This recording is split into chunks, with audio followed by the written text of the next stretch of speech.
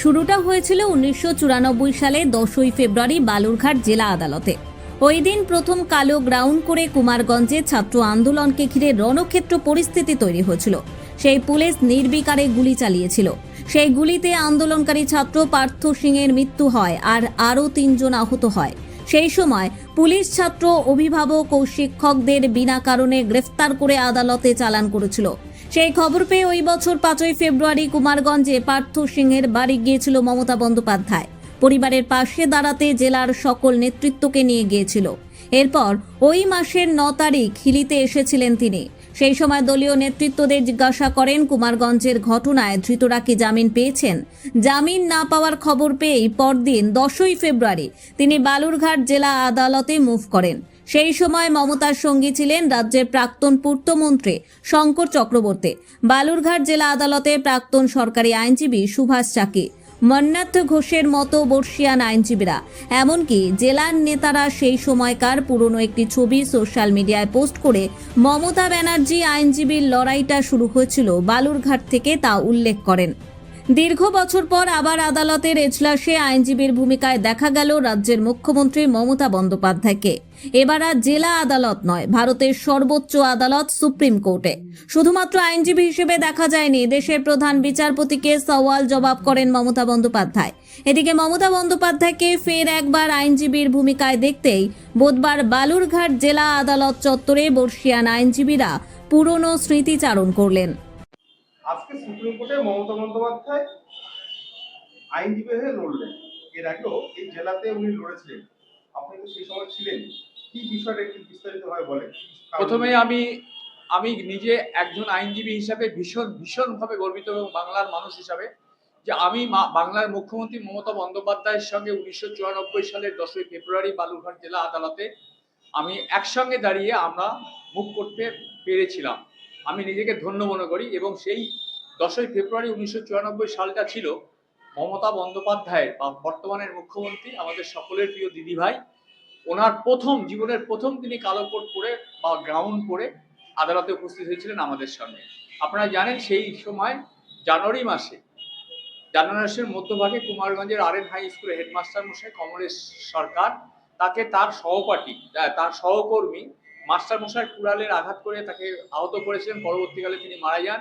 এই প্রকৃত দোষীদের গ্রেপ্তারের দাবিতে শুধুমাত্র ওই স্কুলের ছাত্র নয়, কুমারগঞ্জ ব্লকের 11টি স্কুলের ছাত্ররা মিলে আন্দোলন করছিলেন। সেই সময় গুলি চলেছিল, 167 রাউন্ড গুলি চলেছিল, যার ফলে একটা কুমারগঞ্জ হাই স্কুলের পার্থ সিংহ রায় বলে একজন ছাত্র ঘটনাস্থলে মারা যান থানা কম্পাউন্ডের মধ্যে, এবং আরো 3 জন আহত হয়েছিলেন, তারা হসপিটালে ভর্তি ছিলেন। এরপর পুলিশ, ছাত্র, গ্রামবাসী, শিক্ষক এবং অভিভাবকদের গ্রেপ্তার করে আদালতে চালান করেছিলেন। মমতা বন্দ্যোপাধ্যায় 5ই ফেব্রুয়ারি 1994 সালে পার্থ সিংহের বাড়িতে এসেছিলেন, আমাদের সঙ্গে নিয়ে গিয়েছিলেন পরিবারের পাশে দাঁড়াবার জন্য।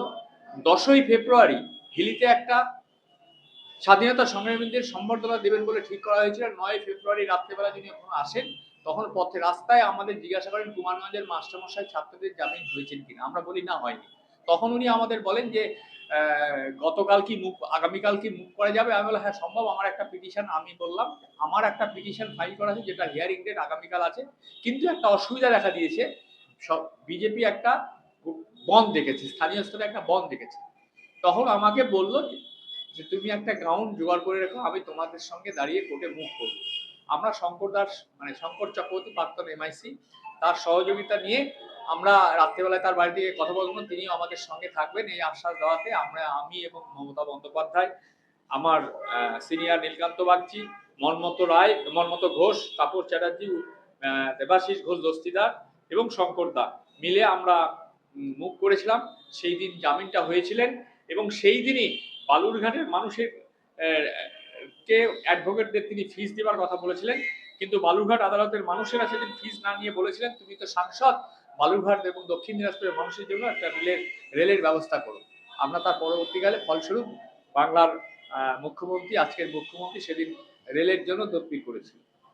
আজকে সুপ্রিম কোর্টে লড়ল, মানে কিভাবে দেখছেন? না, এটা ভীষণ গর্বের ব্যাপার। এই বোধহয় প্রথম, স্বাধীনতার পরে এই বোধহয় প্রথম কোনো মুখ্যমন্ত্রী নিজে লয়ার হিসাবে কোনো সুপ্রিম কোর্টে দাঁড়িয়ে বা হাইকোর্টে দাঁড়িয়ে মামলায় অংশগ্রহণ করেছে।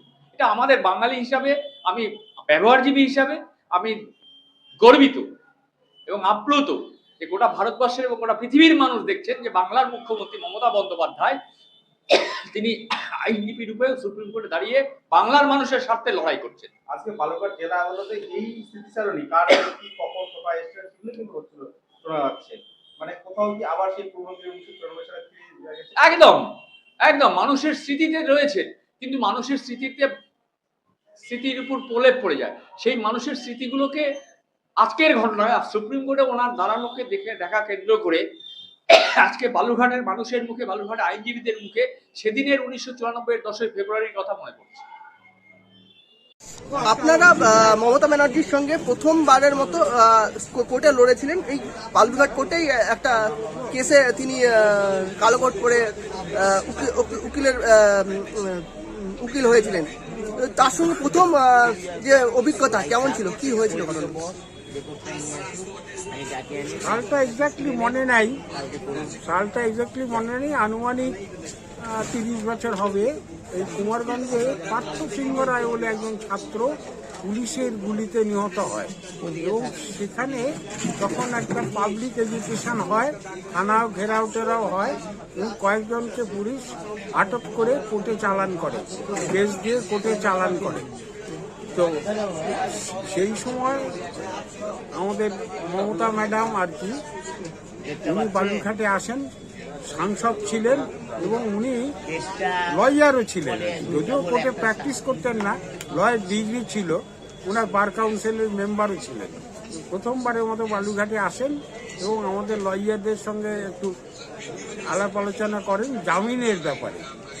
তো সাব্যস্ত হয়, ঠিক হয় যে জজ কোর্টে ওই যাদেরকে আটক করেছিল তাদের হয়ে জামিন করা হবে, জামিনের আবেদন করা হবে। সেই অনুসারে আমরা তৎকালীন অধুনা প্রয়াত নীলকান্ত বাগচি নেতৃত্বে আমরা লয়াররা বার লাইব্রেরি থেকে জজ কোর্ট পর্যন্ত মিছিল করে অ্যাকর্ডিং টু সিনিয়রিটি আমরা জজ কোর্টে যাই। নীলকান্ত বাগচি বেল মুভ করেন, সঙ্গে আমরা সবাই ছিলাম, আমি, শঙ্কর চক্রবর্তী মশাই, তারপরে শ্রীমতী মমতা ব্যানার্জি, সবাই আরও অনেকে ছিলেন। সেইবারই প্রথম মমতা বন্দ্যোপাধ্যায় বালুরঘাটে আসেন, তখন তিনি সাংসদ আর উদীয়মান নেত্রী আসেন, জামিন নামঞ্জুর হয়, তখন আমরা যেতে ফিরে যাই, উকিল লাইব্রেরিতে ফিরে যাই এবং আমরা ওখানে আলোচনায় বসি। মমতা ব্যানার্জি বলেন যে এই প্রথম তিনি বালুরঘাটে এলেন এবং ওনার একটা দ্বিধাদ্বন্দ্বময় কাজ করছিল, বালুরঘাটের লোক ওনাকে কীভাবে ওয়েলকাম করবে, কীভাবে অ্যাকসেপ্ট করবে। কিন্তু বালুরঘাটের লোক যেভাবে ওনাকে ওয়েলকাম করেছিল, অ্যাকসেপ্ট করেছিল, তা দেখে উনি অভিভূত হন। তারপরে তো উনি ইয়েতে আলোচনা করেন বালুরঘাটের ডেভেলপমেন্টের জন্য কি করা যায়। তখন আমরা বলি যে আমাদের রেল লাইন খুব প্রয়োজন। উনি বলেন যে আপনারা একটা মেমোরেন্ডাম দেন, দাবিপত্র দেন। হ্যাঁ, সেটা আমার উপরই লেখার দায়িত্ব পড়েছিল। সেই দাবিপত্র বা মেমোরেন্ডাম আমিই লিখেছিলাম। তারপরে থানা মোড়ে উনি একটা জনসভা করেন এবং উনি যেভাবে উনি এখানে জনগণের সাড়া পেয়েছিলেন তা নিয়ে উনি আপ্লুত। খুব সংক্ষেপে যদি বলতে হয় যে রেল লাইনের কথা আমি আগে বললাম, সেটা মালদার একলাখি থেকে হিলি পর্যন্ত রেল লাইন না থাকার জন্য এই অঞ্চলের লোকের খুব অসুবিধা হচ্ছিল। এই রেল লাইনের প্রকল্পটা প্রয়াত গনি খান চৌধুরী সাহেব করেছিলেন, কিন্তু সরকার, কেন্দ্রীয় সরকার প্রকল্পটাকে বাতিল না করে শুধু দিয়ে রেখেছিলেন বাৎসরিক বাজেটে 1000 টাকা করে দিয়ে। কিন্তু 1000 টাকা দিয়ে তো রেলের কোনো কাজই হয় না, এটা হয় না। যখন আমরা মমতা ব্যানার্জি মহাশয়কে আমরা এই অসুবিধার কথা বললাম, উনি আমাদের কাছ থেকে একটা দাবিপত্র নিলেন, যেটার কথা বললাম আমিই লিখেছিলাম। তারপরে গিয়ে উনি কেন্দ্রীয় সরকারের সঙ্গে দরবার করেন। জাফর শরীফ রেলমন্ত্রী ছিলেন এবং প্রধানমন্ত্রী ছিলেন প্রয়াত অটল বিহারী বাজপেয়ী, প্রধানমন্ত্রী ছিলেন। উনি মমতা ব্যানার্জিকে অত্যন্ত স্নেহ করতেন এবং উনি সহৃদয় হয়ে একটা লামসাম টাকা, যাতে করে প্রকল্পটা শুরু হয়, প্রকৃত কাজটা সিম্বলিক না, 1000 টাকা দিয়ে শুধু প্রকল্প মাতিয়ে রাখা না, সিম্বলিক না, যে টাকা স্যাংশন করলে প্রকৃত কাজটা শুরু করা যায় সেই রকম টাকা উনি স্যাংশন করলেন। তো রেলের কথা যখন উঠলো বলি, এই প্রকল্পটা শুরু করেছিলেন গনি খান চৌধুরী, বাস্তবায়নের জন্য যা চেষ্টা চলছে সমস্ত ওই মমতা বন্দ্যোপাধ্যায় করেছিলেন আর কি। ওর কাছে আমরা মাননীয় গনি খান চৌধুরী, অটল বিহারী বাজপেয়ী এবং সর্বশেষে মমতা ব্যানার্জির কথা না বললে এটা সঠিক বলা হবে না। ওর জন্যই আমরা এই অঞ্চলের লোক বা এখান থেকে একলাখি থেকে যে অর্থাৎ মালদা থেকে দিল্লি পর্যন্ত রেল লাইন প্রায় হতে চলেছে আর কি। আশা করা যায় যে হয়তো 1-1.5 বছরের মধ্যে এটা চালু হয়ে যাবে। এটা আমরা ওর জন্যই পেয়েছি। আপনার নাম আর ডিভিশন? আমার নাম মনমত ঘোষ, সিনিয়র অ্যাডভোকেট, বালুরঘাট। ধন্যবাদ। বালুরঘাট থেকে মন্টি সিংহ রিপোর্ট, কুলিক নিউজ।